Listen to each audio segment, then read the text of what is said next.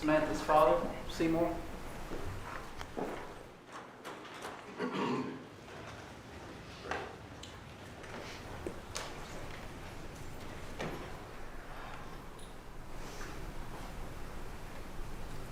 So, Judge,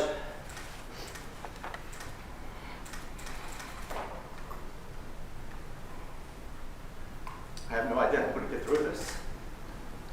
I wear my emotions on my sleeve, so I apologize. I have a book here that was created from family and friends. In here are over 90 impact statements of friends and family of how they've been devastated for the last 28 months. I only wish that you read these, of how impactful it has hit my community, my friends, and my family. I have this here for you if you wish to read at any time. Yeah, I do. I wish to read it. I'd love to, if you would hand it up, please.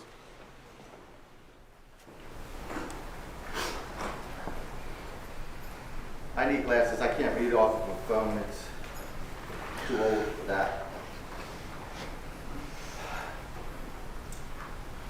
Thank you, Judge, for the opportunity to stand here and share with you the impact of losing my baby daughter, Samantha Josephson. I really don't know where to start or what to say.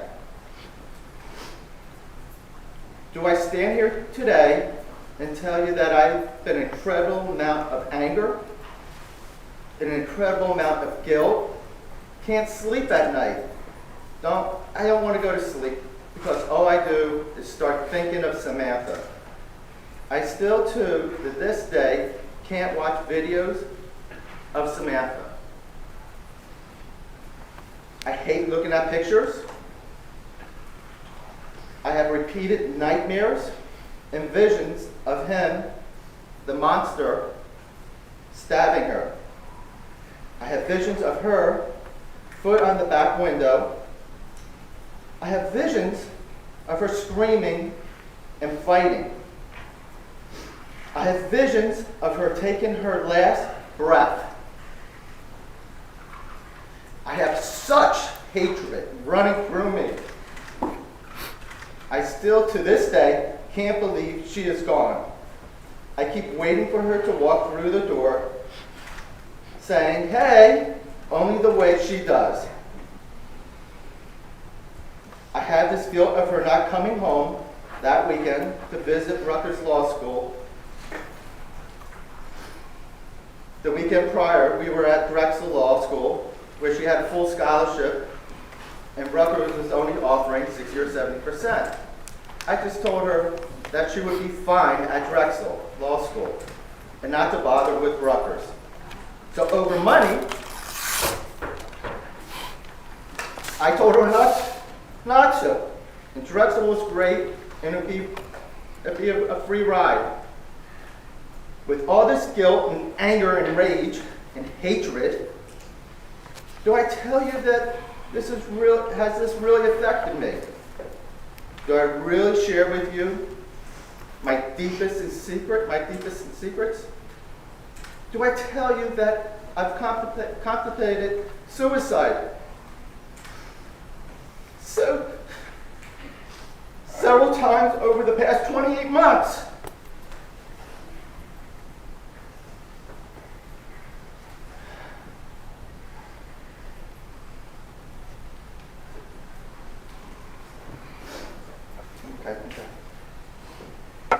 He, the monster, has stolen this bright light, this enthusiasm of life out of me.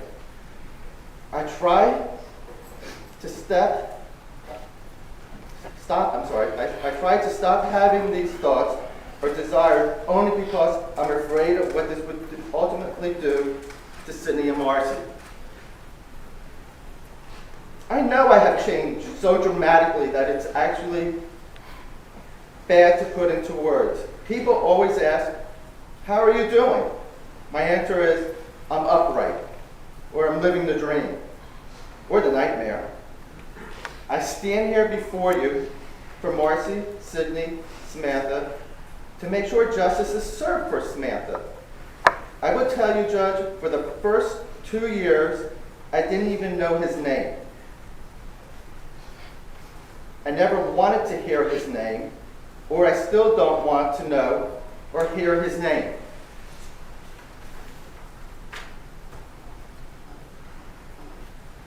I stand here for the last week in bewilderment, asking, how in the world did we get here? Why does he, this animal, have any rights? How is it okay for him to go over to his family freely during breaks, unchanged? Why does he have this right with an avalanche of evidence while the family and friends sit here in such pain, wishing and wanting to have our Samantha back?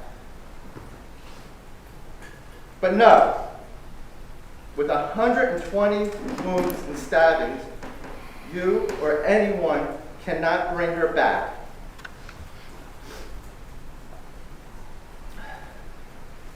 But we have him walking and talking to his family freely. It kills me to witness this. I often think of Sammy or go to call her.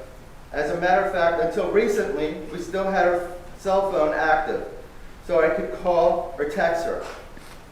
A lot of the times I think of Sammy sitting on the couch, looking at my 2 favorite pictures of Sam and one of Sydney and Sam together. She is such a beautiful person, inside and out. Samantha was to graduate that spring of 2019 from the University of South Carolina. She was going to attend Drexel Law School on a full scholarship in Philadelphia. She wanted to help others and fight for people's rights. Samantha was one of the kindest, light-hearted, funny people you would have met. Obviously, she trusted too many people. Just recently, last week, I received an email from one of her freshman 101 professors. She mentioned how funny and bright-hearted she was, how memorable she was, how she was the bright light and stood out with her class.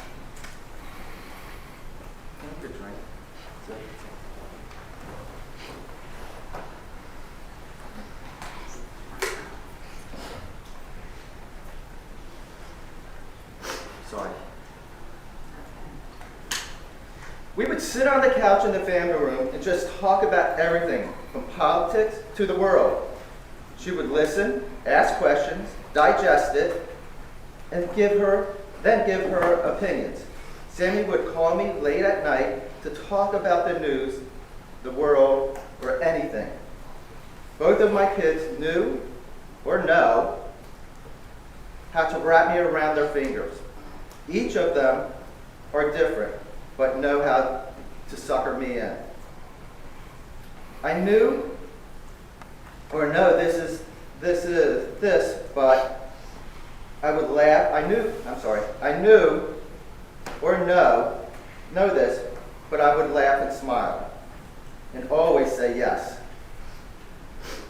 Samantha always knew I would say yes and to buy them whatever. I have to say, I miss and ache for that. That night of her kidnapping and murder, she called me about using my credit card because supposedly hers didn't work with Uber or a Lyft. I said, really? But okay. I often find myself alone and not wanting to be around anyone. I force myself to go out or be around people. I've had a bad time putting up with people and their BS, so I've eliminated some people and their negative personalities. I just don't care anymore. We started a foundation in Samantha's honor. Part of my responsibilities is to go around and speak to groups, colleges, businesses on rideshare safety and they always ask, how do you do this? I would just answer, no clue. But not doing this for a while, I looked back and thought about it. It was cathartic. I was keeping Sammy around me, with me, and not letting anybody forget, not even him, could take this from me. I won't let him. Someone always asks me, what was Samantha like? The only way I can best describe Samantha is when we were at the vigil in South Carolina, and some of her friends and sorority friends got up to speak. All of them described Samantha as a person who lit up a room, always smiling and laughing, always a great friend, and lit that room up when she entered it. When we got back to Robbinsville, approximately 6 or 8 of her friends got up to speak at the vigil. Each one said that Sammy was her best friend. And some could not get up to speak. That, to me, is a true testament of how great she is. Even to this day, the lasting impression and feelings she had or has on them. I look at my wife, and she's not even close to being the same. I have lost a huge piece of her, along with Samantha. Every day, I look at her and only wish I could do something to take that pain away.